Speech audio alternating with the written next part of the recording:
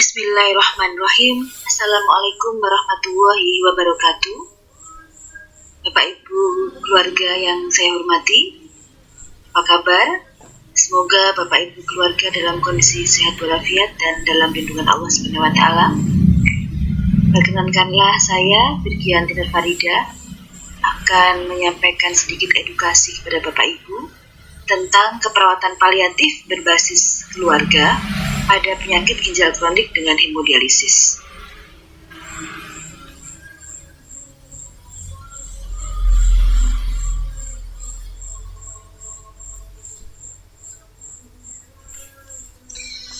Tak kenal maka tak sayang, maka sebelum kita mulai, izinkan saya untuk berkenalan lebih dahulu.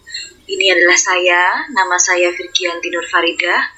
Bapak Ibu bisa memanggil saya dengan Bu Vivin saja.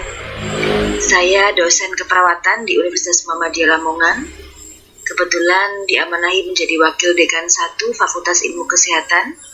Sekarang saya sedang studi S3 Keperawatan di Universitas Airlangga.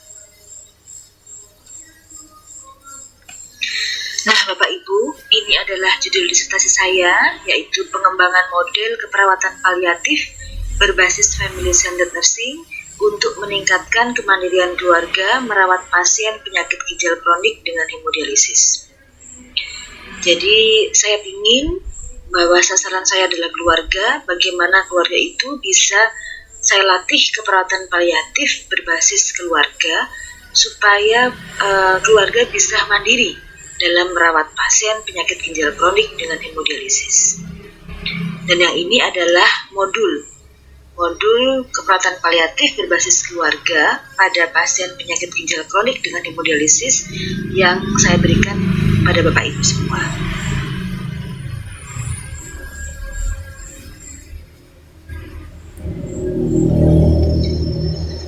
Nah, Bapak Ibu, apa sih keperawatan paliatif berbasis keluarga? Keperawatan paliatif berbasis keluarga merupakan suatu pendekatan yang memprioritaskan kenyamanan dan tujuan perawatan sejak diagnosis penyakit ginjal ditegakkan sampai end of life yang dilakukan berfokus pada keluarga. Jadi, keperawatan paliatif ini diberikan kepada pasien oleh keluarga dengan memprioritaskan kenyamanan dari pasien itu sendiri, bagaimana supaya pasien itu nyaman, mulai dari awal ditegakkan diagnosis sampai end of life atau di akhir kehidupan.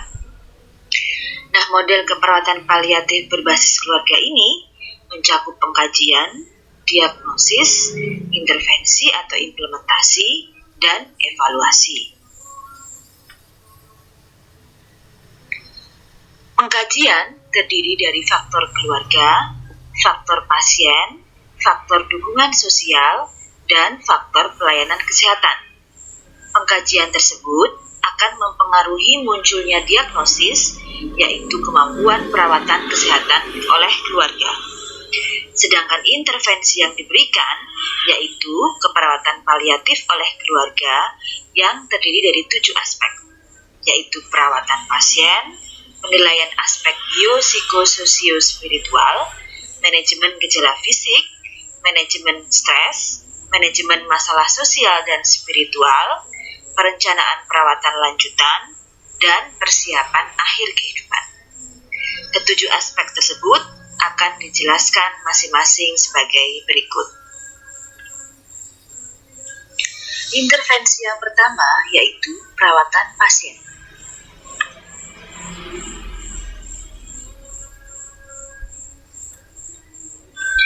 Pengertian. Perawatan pasien penyakit ginjal kronik dengan hemodialisis merupakan perawatan yang dilakukan oleh keluarga yang meliputi 1. Membantu aktivitas sehari-hari, 2. Diet ginjal, 3. Pembatasan cairan, 4. Minum obat, 5. Rutin hemodialisis dan kontrol. 1. Membantu aktivitas sehari-hari. Saya kira Bapak Ibu keluarga sudah melaksanakannya setiap hari, antara lain A. Keluarga membantu aktivitas keseharian pasien.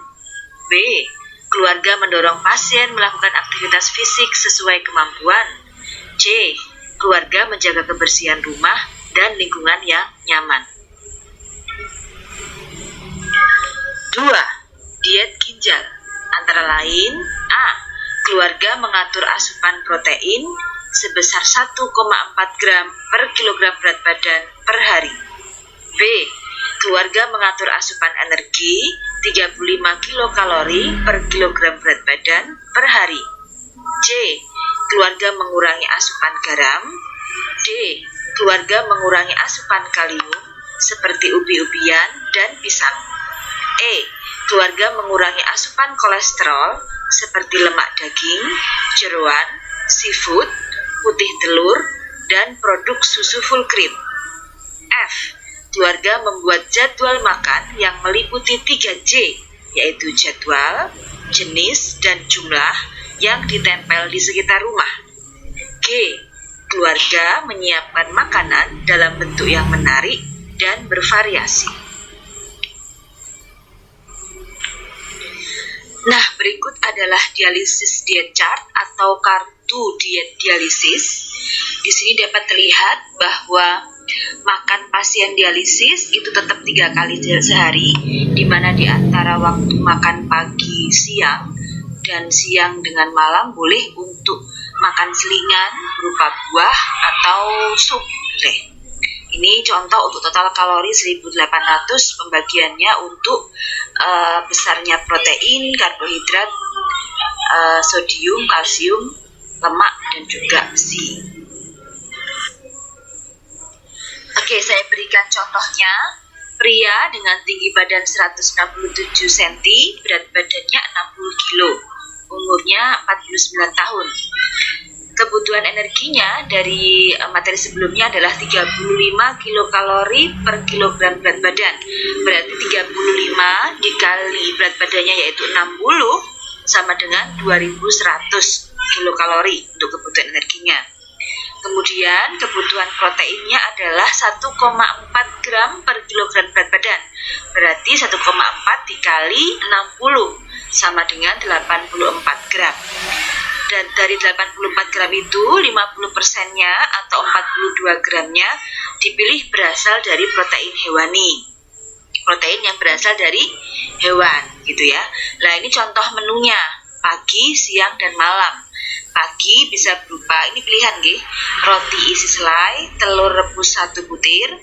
Nanti di selingannya pukul 10 sore, 10 pagi bisa kue apem ditambah teh manis atau sirup.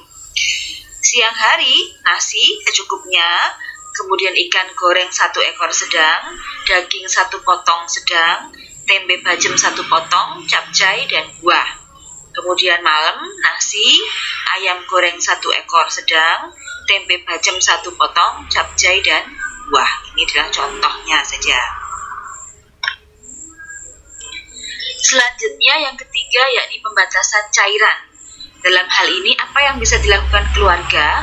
Yang pertama, A. Keluarga menyiapkan air minum sesuai dengan kebutuhan pasien. B. Keluarga membuat jadwal minum yang ditempel di sekitar rumah. C. Keluarga mencatat dan menghitung masukan dan pengeluaran cairan pasien. D. Keluarga menimbang berat badan pasien secara rutin. E. Keluarga mengupayakan pengurangan rasa haus, seperti mengurangi asupan makanan asin dan minum air hangat. F. Keluarga menyiapkan gelas kecil untuk minum. G. Keluarga memberikan alternatif di saat pasien tidak bisa menahan keinginan untuk minum banyak. Contohnya dengan meminta pasien bergumur, menghisap es batu kecil, mandi, atau berendam di air.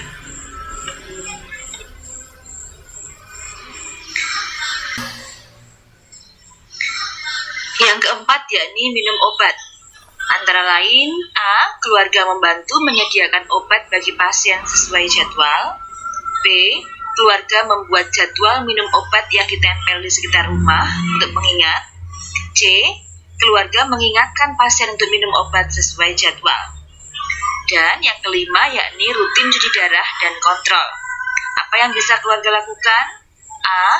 Keluarga membuat jadwal cuci darah yang ditempel di sekitar rumah berdekatan dengan kalender. B. Keluarga mengingatkan dan mendorong pasien untuk datang cuci darah dan kontrol rutin. C. Keluarga mengantarkan dan menemani pasien datang sesuai dengan jadwal cuci darah dan kontrol rutin. Intervensi yang kedua yaitu penilaian aspek bio, psiko, sosio, dan spiritual. Pengertian. Penilaian aspek bio, psiko, sosio, spiritual merupakan penilaian yang dilakukan oleh keluarga kepada pasien penyakit ginjal kronik dengan hemodialisis yang meliputi 1. Penilaian gejala fisik, 2. Penilaian gejala psikis, 3. Penilaian gejala sosial, dan 4. Penilaian gejala spiritual. Yang pertama, yakni penilaian gejala fisik. Apa yang bisa keluarga lakukan? Yang pertama, keluarga memang harus bisa menilai gejala-gejala yang muncul, antara lain A. Keluarga mampu menilai munculnya gejala nyeri. B. Keluarga mampu menilai munculnya gejala bengkak. C. Keluarga mampu menilai munculnya gejala sesak nafas. D. Keluarga mampu menilai munculnya gejala mudah lelah. E. Keluarga mampu menilai munculnya perubahan buang air kecil. F. Keluarga mampu menilai perubahan yang muncul akibat diet ginjal, seperti rasa mual dan kurang nafsu makan. Dan G. Keluarga mampu mengenali perubahan yang muncul akibat pembatasan cairan, seperti rasa haus dan kering di mulut.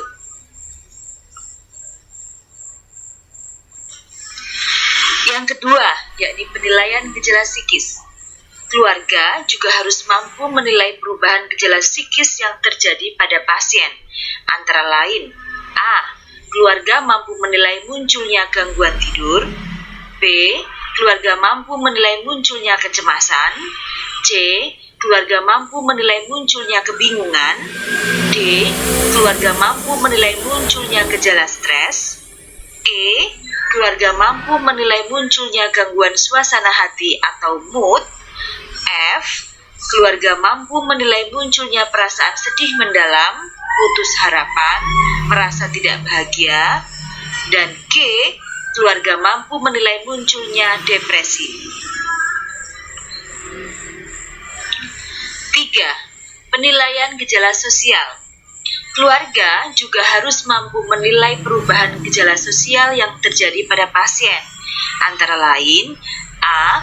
Keluarga mampu menilai saat pasien mulai merasa kesepian, menarik diri dari keluarga dan komunitasnya, dan mengisolasi diri. B. Keluarga mampu menilai munculnya gangguan peran, kesulitan dalam mempertahankan pekerjaan. C. Keluarga mampu menilai munculnya kekhawatiran terhadap hubungan dengan pasangan. D. Keluarga mampu menilai munculnya perubahan gaya hidup. 4. Penilaian gejala spiritual. Keluarga juga harus mampu menilai perubahan gejala spiritual yang terjadi pada pasien, yaitu A. Keluarga mampu menilai saat pasien mengungkapkan rasa marahnya, menyalahkan dan mempertanyakan kekuasaan Tuhan. B.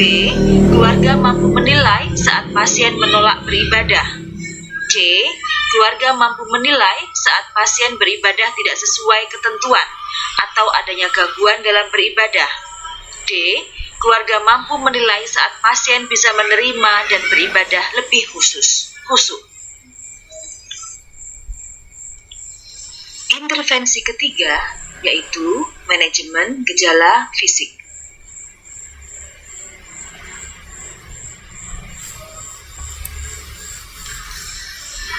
Pengertian. Manajemen gejala fisik merupakan tindakan yang dilakukan oleh keluarga pada pasien PGK dengan hemodialisis yang meliputi 1. Monitor gejala fisik, 2. Tata laksana gejala fisik di rumah, 3. Pengambilan keputusan. Berikut akan dijelaskan masing-masing. 1. Monitor gejala fisik. Yang keluarga lakukan adalah A. Keluarga menimbang berat badan pasien setiap hari. B. Keluarga menghitung peningkatan berat badan di antara dua waktu dialisis yang berdekatan dengan cara atau dengan rumus berat badan sebelum HD atau berat badan sekarang dikurangi berat badan setelah HD yang terakhir dibagi berat badan sebelum HD dikali 100%. Contohnya, berat badan sebelum HD atau sekarang pasien datang adalah 58. Dikurangi berat badan setelah HD yang terakhir atau kemarin yaitu 54. Berarti 54 dikurangi 58 dikurangi 54 dibagi 58 dikali 100%. Hasilnya adalah 6,8%. Kemudian hasilnya adalah sebagai berikut. Bila kurang dari 4% adalah baik, jika antara 4-6% adalah rata-rata, namun jika lebih dari 6% itu baru dikatakan bahaya. Yang ketiga, keluarga bisa mengukur atau memeriksa tekanan darah pasien setiap hari. D. Keluarga mampu menilai bahwa jika pasien mengalami sesak nafas, bengkak, perut besar, berat badan bertambah secara mendadak, maka hal ini dapat menjadi tanda adanya kelebihan cairan dalam tubuh. E. Kelebihan cairan 1000 mili atau 1000 mili setara dengan kenaikan berat badan 1 kg. Dan F. Keluarga mampu memonitor munculnya gejala fisik. 2. Tata laksana gejala fisik.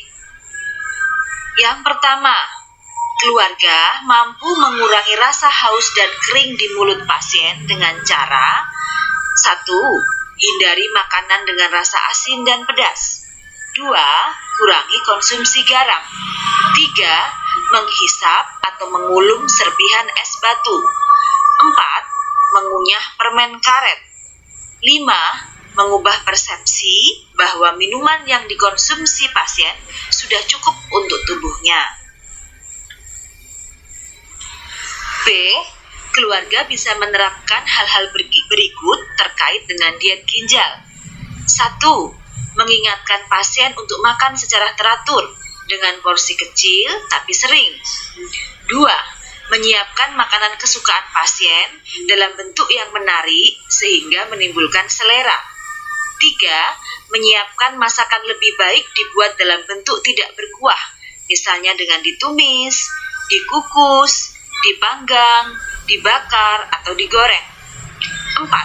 Keluarga dianjurkan memberikan makanan tinggi kalori seperti sirup, madu, permen sebagai penambah kalori, tetapi hendaknya tidak diberikan dekat waktu makan karena akan mengurangi nafsu makan.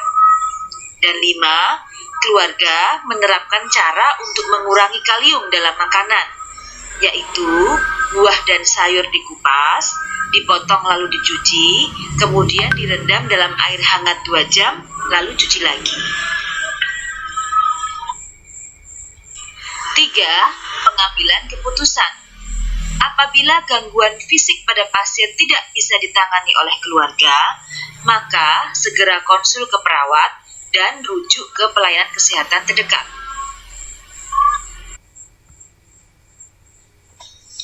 Intervensi keempat yaitu manajemen stres. Pengertian. Manajemen stres merupakan tindakan yang dilakukan oleh keluarga pada pasien PGK dengan hemodialisis yang meliputi 1. Monitor gejala psikis, 2. Tata laksana gejala psikis di rumah, dan 3. Pengambilan keputusan. 1. Monitor gejala psikis. Apa yang bisa dilakukan keluarga? Yang pertama, keluarga memonitor perubahan psikis yang terjadi pada pasien seperti sedih dan kecemasan. B. Keluarga memonitor perkembangan gejala psikis pasien, apakah bertambah parah ataukah lebih baik lagi. C. Keluarga mengantisipasi terjadinya depresi dan keinginan untuk bunuh diri. 2. tata laksana gejala psikis. Apa yang bisa kita lakukan? Yang pertama yaitu keluarga memfasilitasi pasien untuk peningkatan coping mengontrol diri dengan cara menyeimbangkan antara hati atau perasaan dan pikiran. B. Keluarga memfasilitasi pasien untuk peningkatan coping penguatan diri dengan cara berusaha untuk selalu berpikir positif. C. Keluarga membantu mencari dukungan spiritual. D. Keluarga mencari informasi tentang masalah kesehatan sehingga bisa menurunkan kecemasan. E. Keluarga menerapkan strategi pemecahan masalah yang terencana. F. Keluarga membantu pasien mempertahankan kegiatan rutin yang baik sehingga tidak membosankan. 3. Pengambilan keputusan. Apabila gangguan psikis pada pasien tidak bisa ditangani oleh keluarga, maka segera konsul ke perawat dan bila perlu, rujuk ke pelayanan kesehatan terdekat. Intervensi selanjutnya, yang kelima, yaitu manajemen masalah sosial dan spiritual.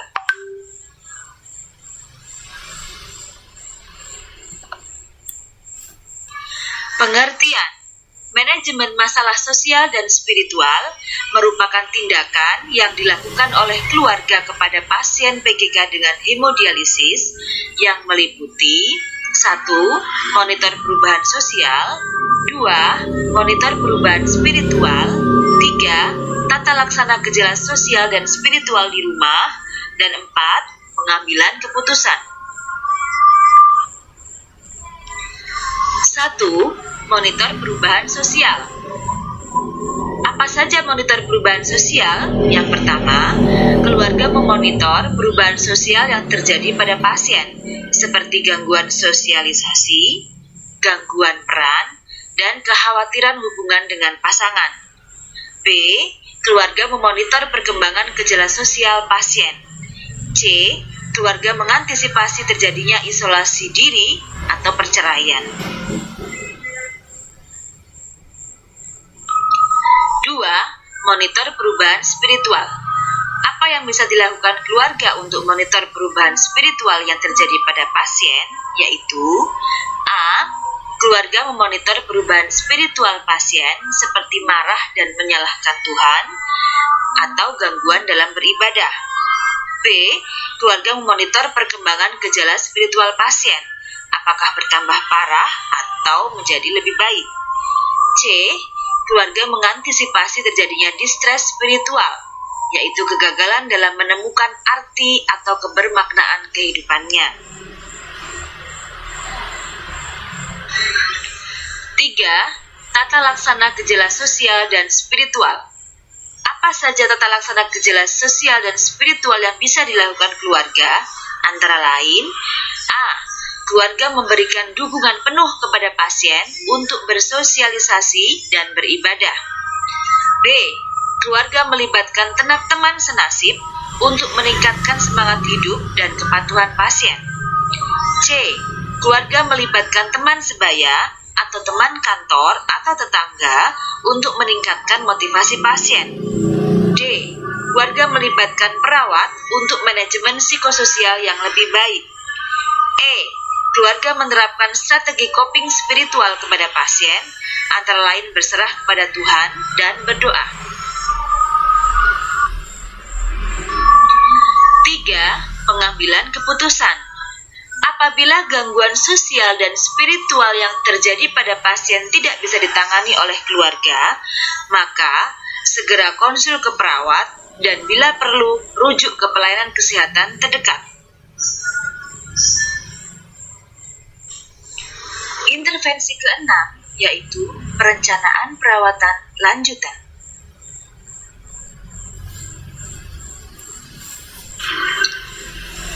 Pengertian. Perencanaan perawatan lanjutan atau rencana perawatan masa depan merupakan diskusi berkelanjutan antara pasien dan orang yang merawatnya, keluarga dan pekerja medis mengenai nilai dan kepercayaan pasien, serta pilihan perawatan dan pengobatannya. Jadi di sini lebih baik kalau keluarga mengajak pasien untuk berdiskusi mengenai rencana apa ke depannya, rencana perawatan apa yang diinginkan pasien, atau rencana pengobatan apa yang diinginkan pasien ketika pasien sudah mulai kondisinya memburuk atau sudah mulai kondisinya menurun. Nah, perencanaan perawatan lanjutan atau rencana perawatan masa depan pada pasien PGK dengan hemodialisis meliputi 1. Diskusi dengan pasien, 2. Bantu tentukan tujuan dan rencana perawatan lanjutan, dan 3. Bantu tentukan pilihan pengobatan.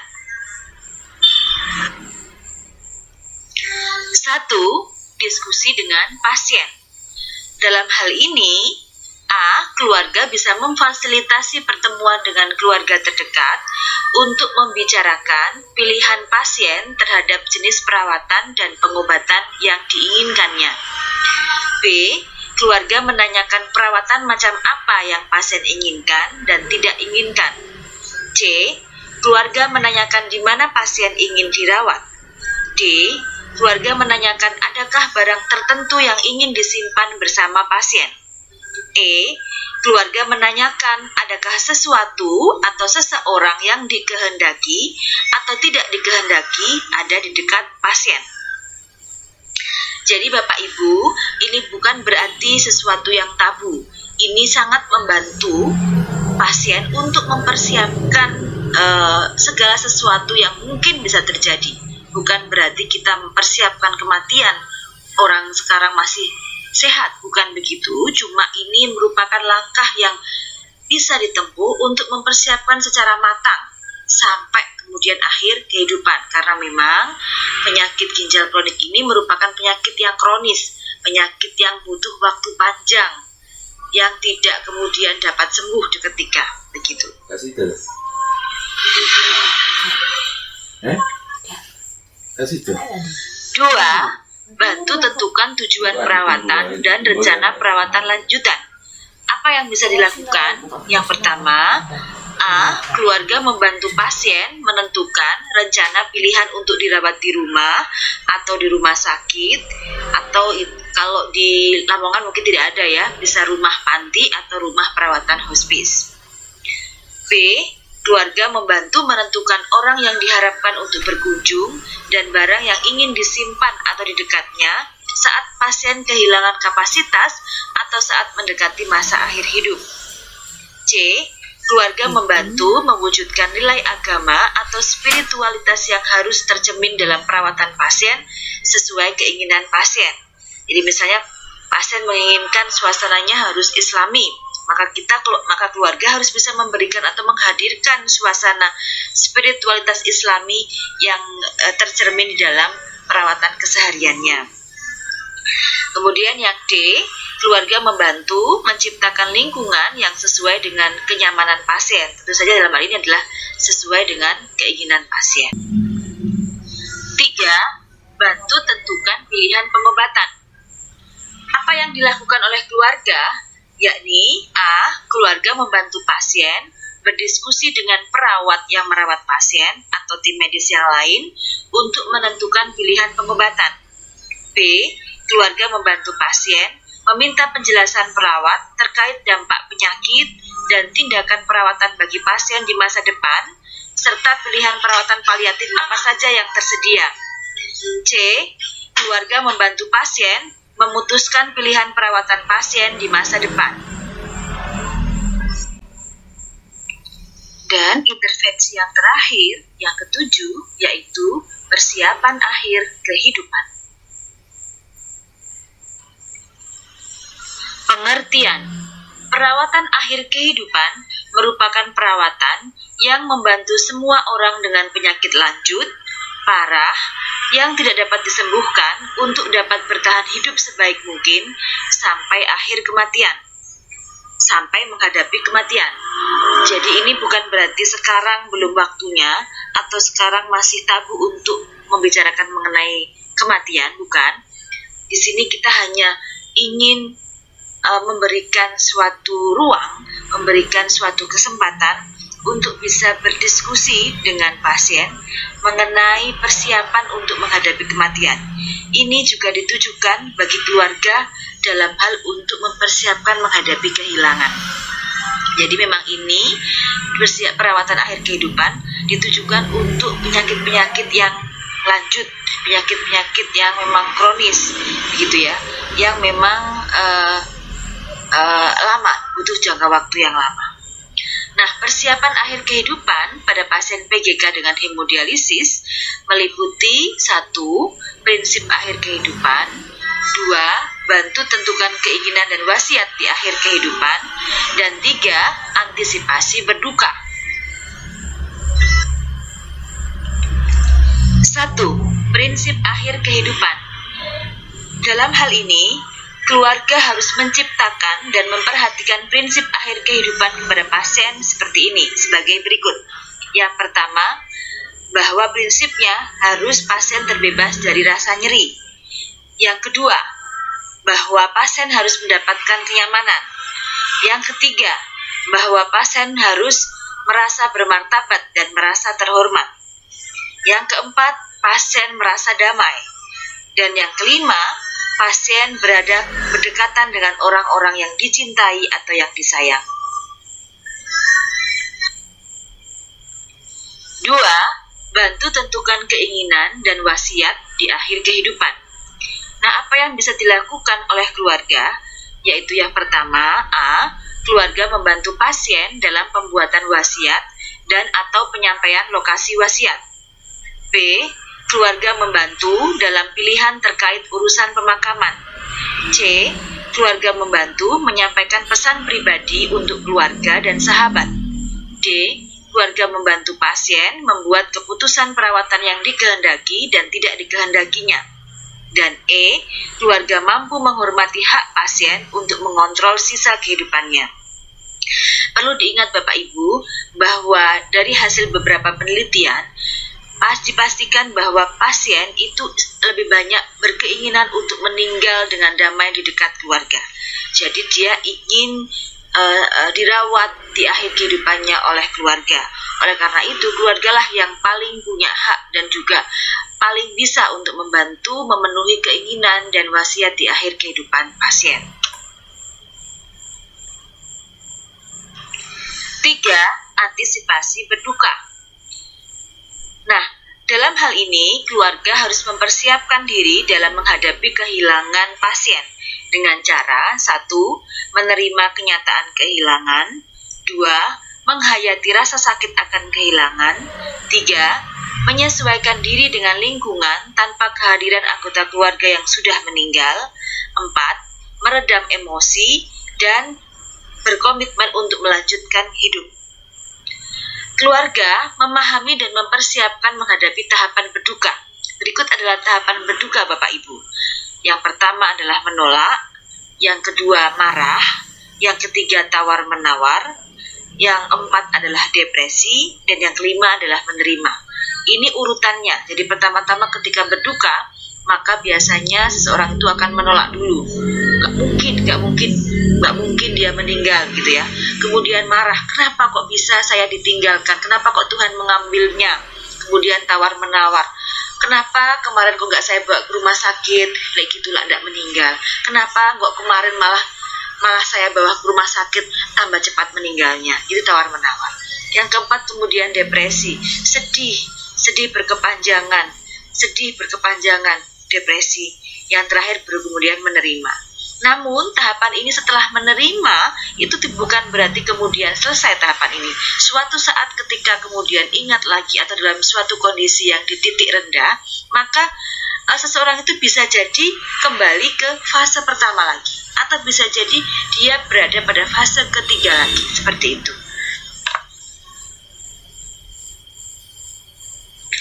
Baik, terima kasih. Itu saja yang bisa saya sampaikan. Mudah-mudahan bermanfaat. Silahkan apabila ada pertanyaan ataupun diskusi.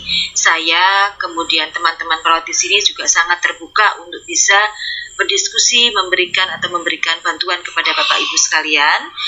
Mohon maaf apabila ada salah dan saya akhiri. Wassalamualaikum warahmatullahi wabarakatuh.